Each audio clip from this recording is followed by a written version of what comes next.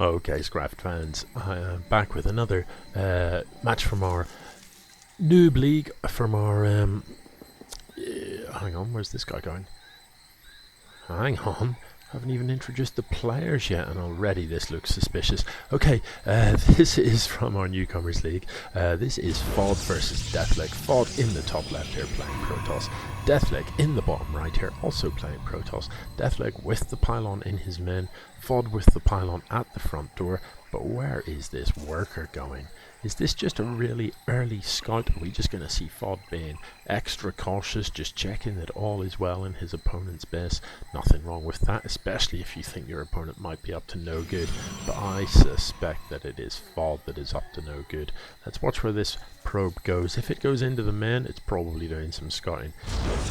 Okay, so pylon drops at the natural. Don't know about that position. I'm not sure what he's achieving with that. Is he trying simply to block the natural? But look, in production we do have a forge coming down for Deathlake here. We do not have any sort of forge for FOD, so he isn't planning on any sort of cannon rush. What is this pylon doing? I wonder. He does have a gateway at home, and it's just like seems to be taking up normally. He's got the gateway built and he's dropped some gas.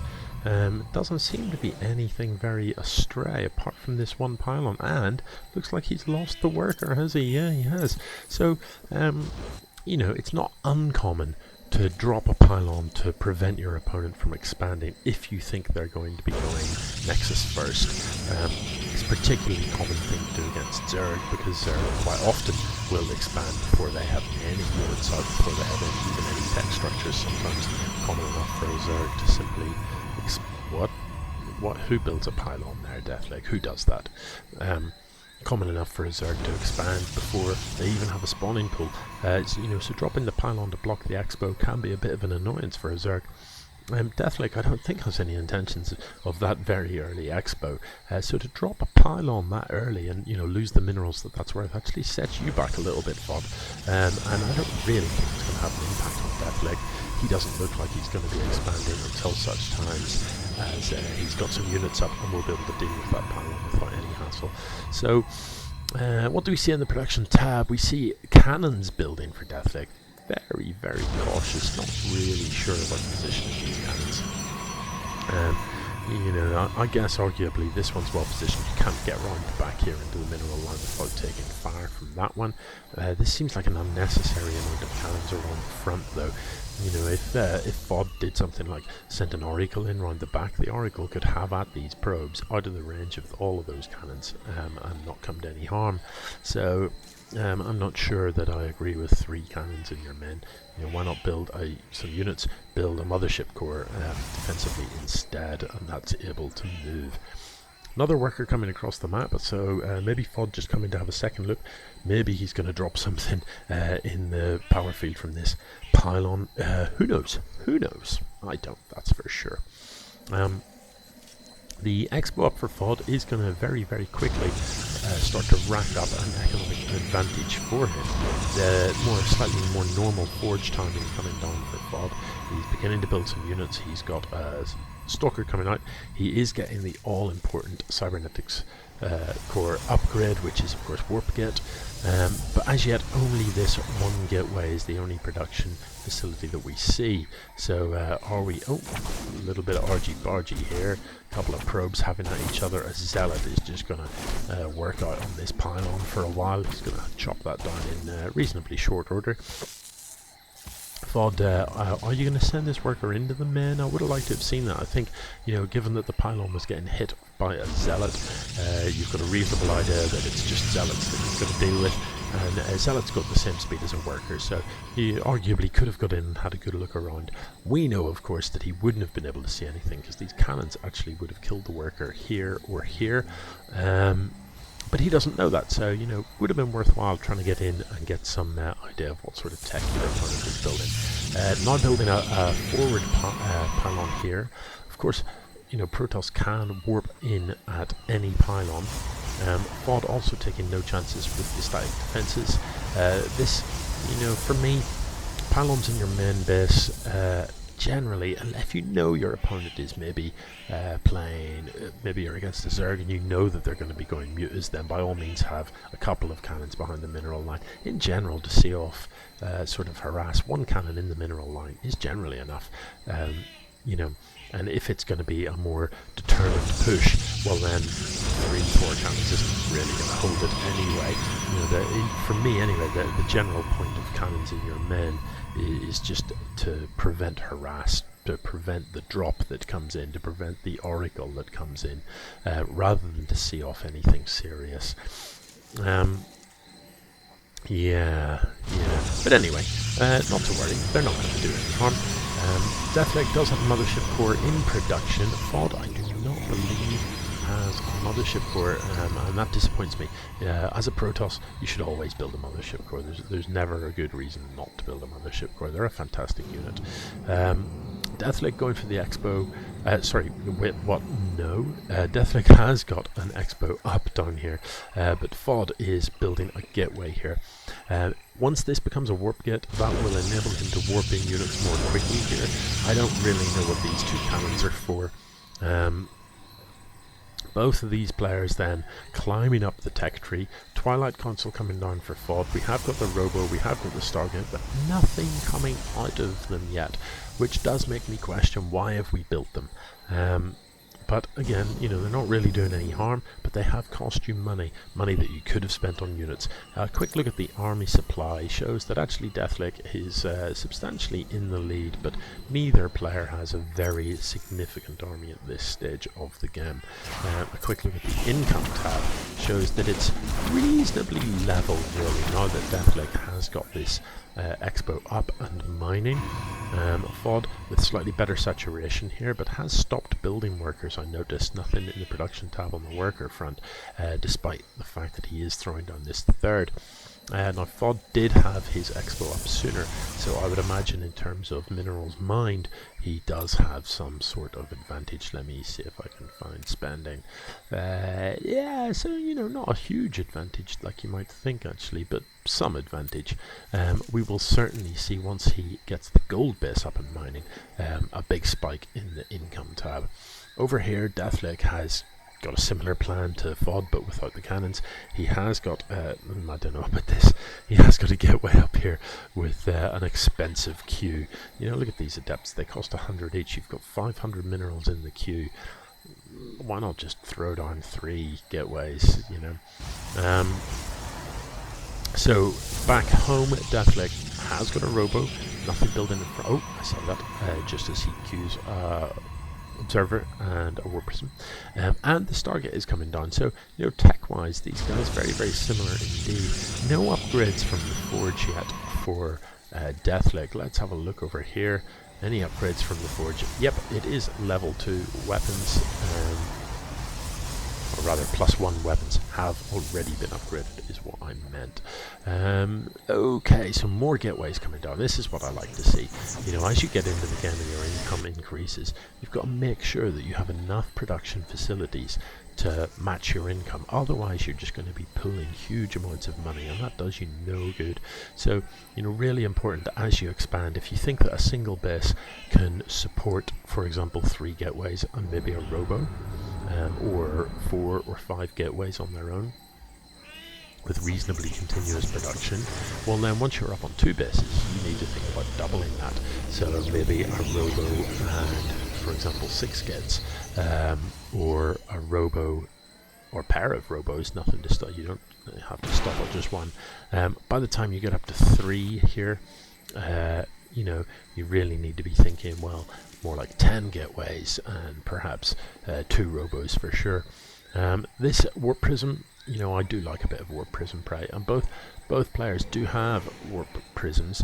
I think Deathlake has accidentally grabbed these 2 workers out of his gas, and that's unfortunate because he's going to start finding that he's got a bit of a gas deficit. This Warp Prism isn't going to be able to get away from the Phoenix. Phoenix are too fast, so that Phoenix, was it produced just to see off the Warp Prism? Perhaps. I don't mind that. Phoenix are a fantastic unit. Oh, stuff happening, sorry. Didn't even have my hand on the mouse there, I was busy scratching.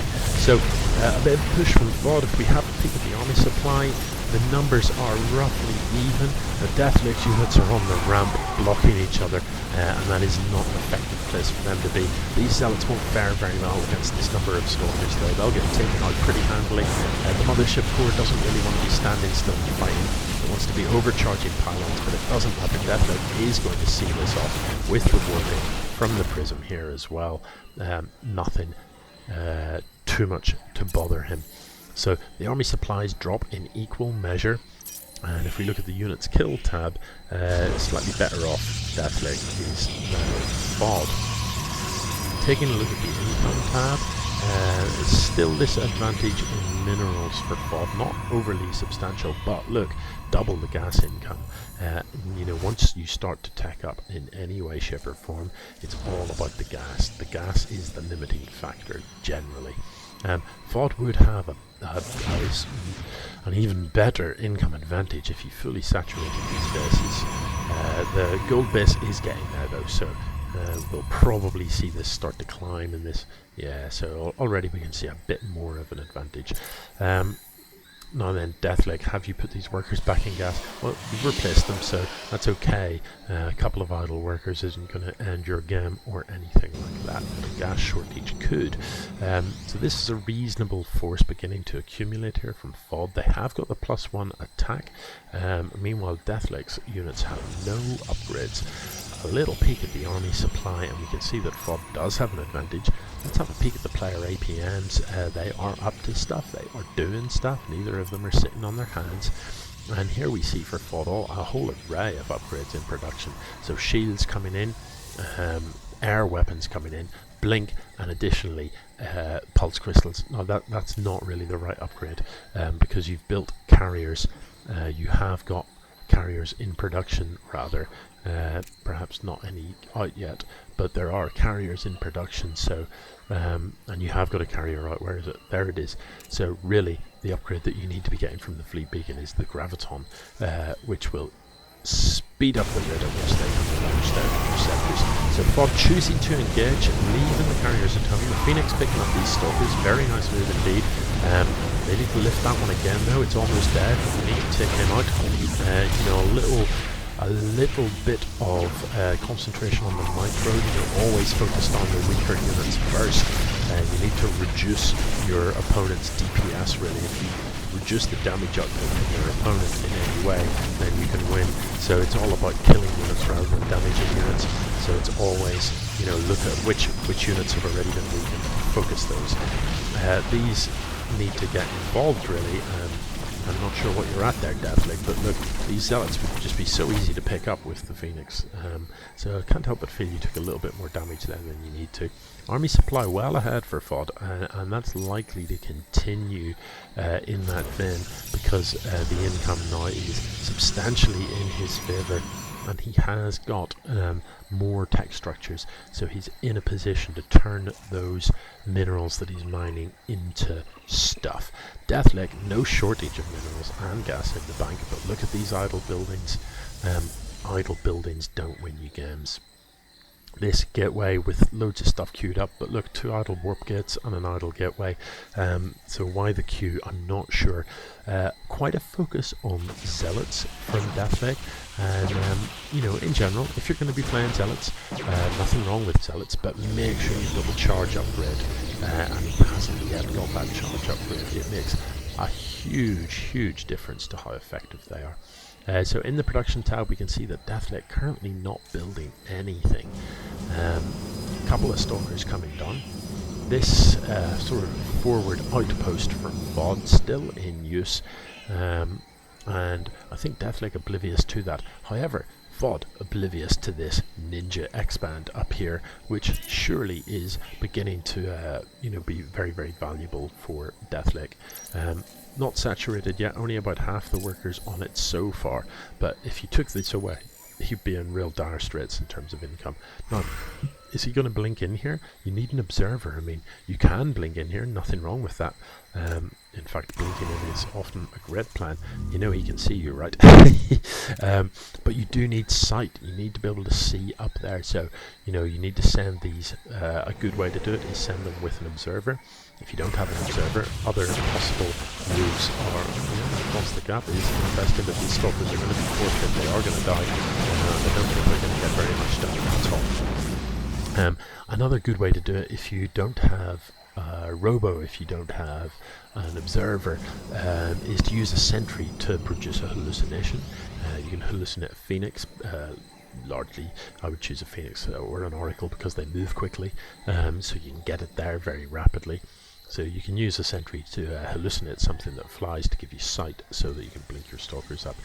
So if we look at the supplies, 140 to 100, a lot of that is in army.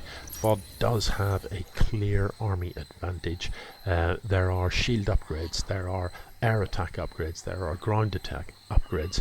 If I look at the upgrades tab, in fact, we can see that FOD has all damn upgrades, whilst Deathlake has none of damn upgrades.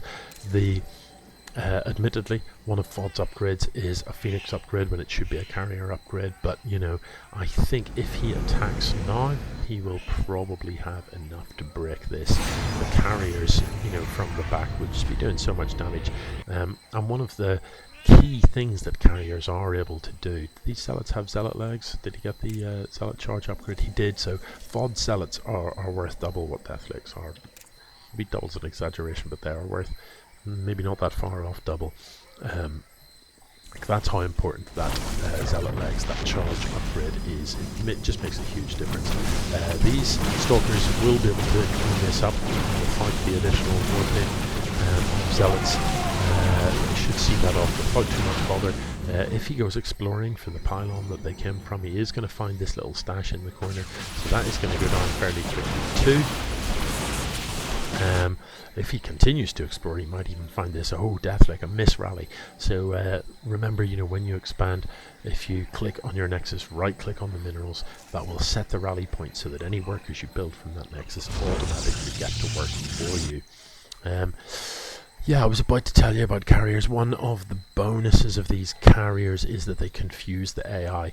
So the carriers launch interceptors, and the interceptors are what do the shooting on the carrier's behalf. If left to their own devices, all of these stalkers will be shooting interceptors, not the carriers themselves. You know, so carriers can just sit at the back here quite safely, and the interceptors fly around fast, and they have shields that regenerate, and you know, if there's a big enough force, they will kill some interceptors, but ultimately it's the carriers that you need to kill. So one of the key things to playing against carriers is making sure that your units are focusing down the carriers themselves. So it does take a little bit of micro. If you have blink stalkers or something like that, it's pretty common to blink under the carriers so that you can kind of shoot directly at the carrier with all of your units. If you don't have something like blink stalkers, quite hard to get to. A standard kind of, oh, hello, he's found this, and this is going to be in trouble, but he seems to be ignoring it. FOD, what are you doing? Does he know about this? Is this why? Is he just going to ignore that as well? He is just going to ignore. What are you doing, FOD? Try attacking that stuff. That'll work out better for you. These charge zealots are absolutely brutal against pretty much everything in the ground if they attack. If they just run about near the stalkers, then they won't really get as much damage. But these stalkers are going to die pretty quickly. Now that the carrier appears, Deathlake will know exactly what he's up against. Can he catch up from here? He has got that significant army deficit. And does he have what it takes to deal with carriers? If you're going to try dealing with these Phoenix, the Phoenix will require micro. You will also definitely want the launch upgrade for the Phoenix, and it will kind of be up to the carrier player focused on the Phoenix, which you can do pretty effectively one at a time. Just click, click, click if you're concentrating on it. If not, you know, the Phoenix can dance around the carriers and can definitely get some work done on them, because typically if you're engaging here, the carriers will sit at the back. The Phoenix are so fast they can fly in around the back, and that can have two effects. One, there won't be any units back here on the ground, so they can kind of have a pop at the carriers unmolested. or if the carriers choose to attack the Phoenix, then they're not helping you out on your front line, and these units can move forward then to have a pop at the carriers. So the Phoenix can be useful, but ultimately what you need is Tempests. Tempests are against carriers. Okay, there is going to be an engagement shortly. Deathlake, you should know this, so your Zealots should be at the front. Your Phoenix need to get into play. You need everything. This is the battle for your survival. You need to have everything involved, and you can see the effect that has on the AI of these interceptors. You can see things focusing on interceptors, not getting anything done. Finally, Deathlake does start to focus on carriers themselves, but he is nastily outnumbered in this fight. He's not going to go his way, not at all. These carriers just have such huge DPS. They're going to wreck absolutely everything. In the production tab, we can see a couple of Phoenix. Two Phoenix? Oh, they're just simply queued, but they still... Oh no. Wait, what? So you have two Stargates, but you're queuing two there and building them here. I don't know about that. I also didn't realise that that showed up as two Phoenix in production, even though one of them is actually queued. Anyway, those Phoenix are going to pop out one at a time, so they're instant death. And even if they didn't pop out... Oh, wait. Hang on. Oh, he has 3 Stargates. My bad. So there were 2 Phoenix. That would explain. Anyway, this game's over. Look at this. Carriers, Mortals, just wrecking this. Stalkers, everything. And it's game over. Yeah, so not bad, not bad. What did we see? We saw a couple of players, you know, both taking up. We saw them expanding. Deathlake, I think, needed to be a bit more active on the map. Didn't really know what his opponent was doing until carriers turned up and sort of attacked him in the middle of the map here. Whereas Fod was, you know, reasonably active, had a poke at the front door a couple of times, didn't overcommit to those pokes either, was kind of happy to have a bit of a poke and not kind of follow it up, just kind of go, okay, I had a poke and now I'm going to regroup. So, you know, all in all, not a bad game. Look at that. Awesome. All in all, not a bad game. Did we learn anything from watching this game? Did we? I don't know. You tell me. You tell me. I don't know what we learned. I'm kind of, you know, it's tricky doing the casting and trying to remember that there's plenty of people watching it that might want more information on what they could have done better or those types of things. I just forget and I just start to rant and ramble about random stuff. But one of the things, you know, some of the points that you could take away from this are, you know, building cannons in your men early game. Don't spend large amounts of money on cannons. Because you need that money for other stuff like building an army. So by all means have 1 or 2 cannons, but you know, think carefully about where you're putting them, whether or not they actually cover your mineral line, which is your lifeblood, it's your source of income. Think about whether or not you actually need them, because if you've got a lot of units parked at the front door, you don't really need a cannon. Other things we might have learned, you know, if you're planting forward pylons and stuff, do you need to plant a pylon here? Is it going to be an effective way to spend your money? Other things to look out for, and hopefully we learned this as well, you know, if you've got 2 bases, do you have enough production buildings to spend your money? And if the answer is no, and there's a quick and obvious way that you can tell, if you've got a big queue of stuff, the answer is no, you don't have enough production, so build more buildings. And, you know, most crucially of all, use them. Use those buildings. Make sure they're always up to stuff. That's all I've got to say, man. I don't know. Replay complete. GG.